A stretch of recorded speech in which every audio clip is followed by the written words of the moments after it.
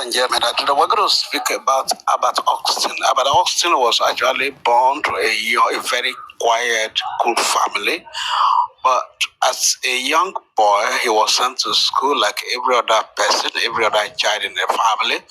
But you know what happened? That guy, when he got to school, he was not paying attention to all the learners. For example, you will always see a young boy that comes to school. The first thing is taught is how to read and write and graduate to other things. But when this young guy, Albert, was actually taught in school, you know what happened? He was not paying attention at all. So the problem was that Albert was thinking something different. The gift of God inside of Albert was actually emerging, crying for expression. He was not paying attention. So the teachers were so angry with Albert that they call him a dullard, that he doesn't know anything. He has no knowledge of anything. His brain cannot assimilate anything. But when Albert got home, you know what happened? The parents looked at him because the report came to the parents and they saw that the guy was a dullard. He was not learning anything, slow in learning. The report card shows something different from what an average student is supposed to get. So at the end of the day, the parents look into the eyes of Albert and find out that Albert was always thinking something. He was thinking about how the system works, how the world is moving around, how God created the earth, what is happening, what impact can he make, what contribution can he put in place, what must he impact the world with. So that was his mindset. And the parent discovered that and encouraged him. To watch the story of this young man. His story is not different from that of Albert. I am telling you, when the gift and calling of God upon a man overwhelm a man, the man cannot do otherwise. He just has to obey. But you are holding yours, and that is the problem.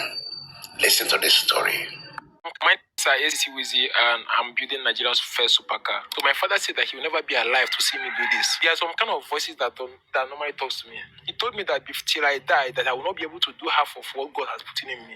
Somewhere in Lagos, a man has built a one-of-a-kind car that doesn't exist anywhere else in the world. He has no funding, no sponsors, just recycled parts and 2 machines. Today, he takes me through the journey of what made it all possible. While growing up like a child, just like a normal child, but I actually started this job with carton. I noticed that I was just good in mechanical engineering. You understand? It's just a natural gift from God. I would tell you that 99% of the time that my father flogged me was just because he come back, maybe meeting me, trying to join one or two things together. You understand? That day is going to be the worst day of my life. My father said that he will never be alive to see me do this. Oh, it's become a war between me and him. So there was 2013 when there was a helicopter that I built then, one helicopter like that. So did the helicopter actually no. I've never been to an airport all my life till now. Okay. You understand? But I was just building those things out of imagination. You understand? But I was able to get the shape and a lot of things. So that period was when my father came out here and he said that he's going to kill me. That he's going to kill me. That was when my uncle that stayed at Sajia now intervened and said that instead of you to kill this boy, let him come and be staying with me. You understand? So that was how I moved from Enugu to Lagos State. So I spent 3 years with my uncle. Was there a reason why your father was against you going into your own version of mechanical engineering?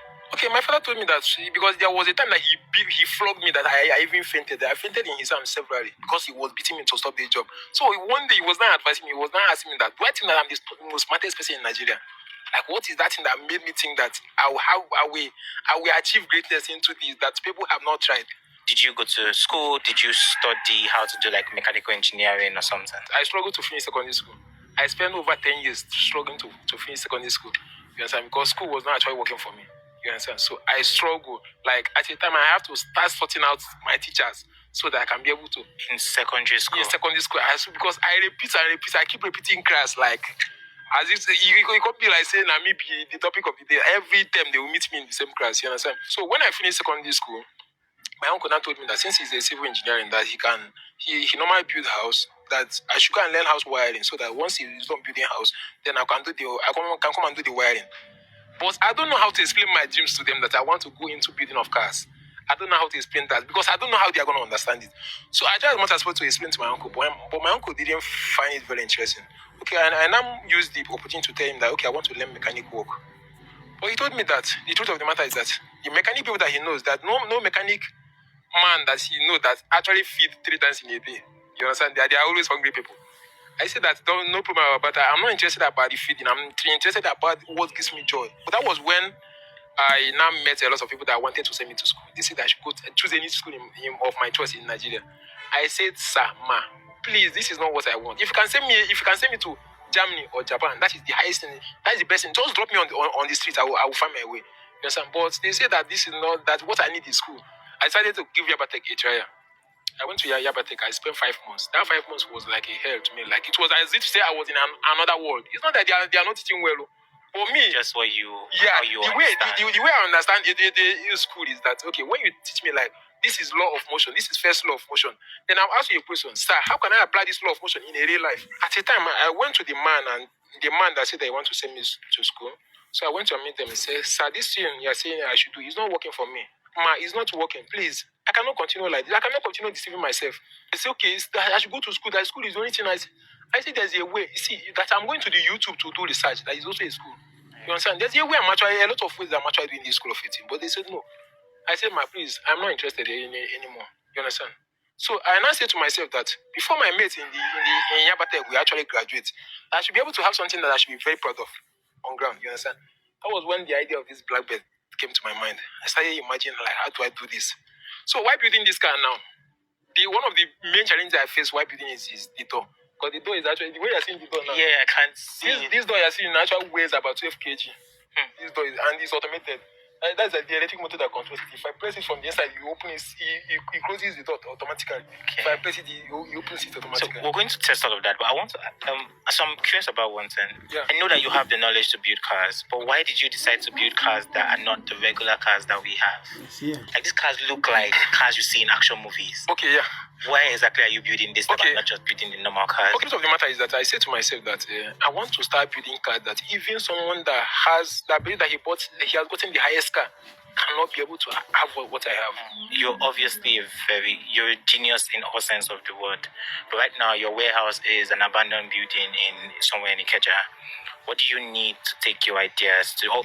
I know there's so much you need, but practically, what do you need to go to the next level? You see, what I actually need right now is that I have met a lot of people who are told about me setting up a little automobile industry here in Nigeria. But some people are telling me that like 1 billion will not be enough to set up. I don't need 1 billion. If I can get up to 10 to 15 million now, I will establish a little company whereby I will be building a kind of keke napep with 4 tires and mini buses. You understand? And doing with that amount of money, although the amount of money is big and it's also smaller. You understand?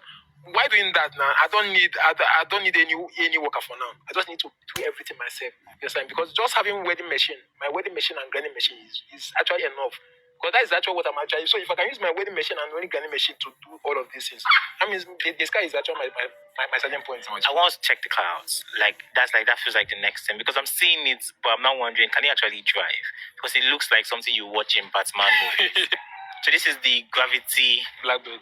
The Gravity Blackbird. Yeah. When I was building the car, I never intend to put this, but the reason why I mounted is that I was having issues with some kind of people that they would like to hit me from the back to see the strength of the car. You understand? And the way I designed this now, this that you are seeing is actually a shock absorber for this in Toyota RAV4. You understand? Which I actually converted into a lower arm. You understand? Connected in analysis. So I added this now for it to protect the back tire. So while building the car now, you can see now this is actually a tank for a water heater. Okay. Which I actually use as my fuel tank. So whenever you want to put fuel, you have to put it from here. So this is where you put your fuel. Before I go inside, there is a seat on top. Okay, yeah. There's actually a seat at the top. So I did this seat because I was trying to build something unique that have never existed anywhere in the world. Yes, sir. So this is the seat. So you do it like this. You open it like this. Okay. So coming to this side, this is actually the staircase. So you can actually choose it to sit there. Actually. So basically, you can chill with your babe. Yeah.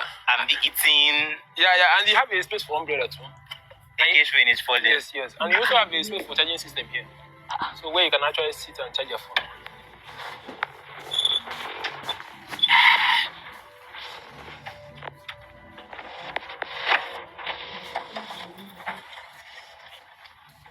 So this is actually a super car. Although if you look at this design, you see that this design you will hardly see it anywhere in the world. This is actually the two machines I'm using to do work. You understand? So everything you're doing is just yes, this two everything machine. with these two machines. So that's why I keep telling that if I can push this level to drop to this level with just this and this, then the sky is actually my starting point. I just need a little push.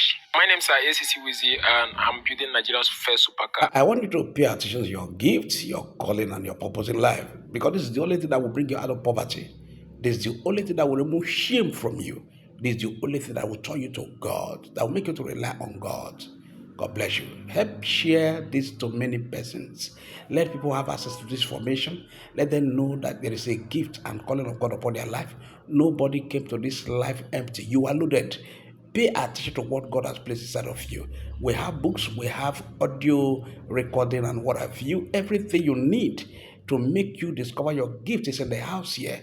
Get in touch with me. Go to the bio and give me a call. WhatsApp me, and of course, at the end of the day, you will have a nice life to live. God bless you.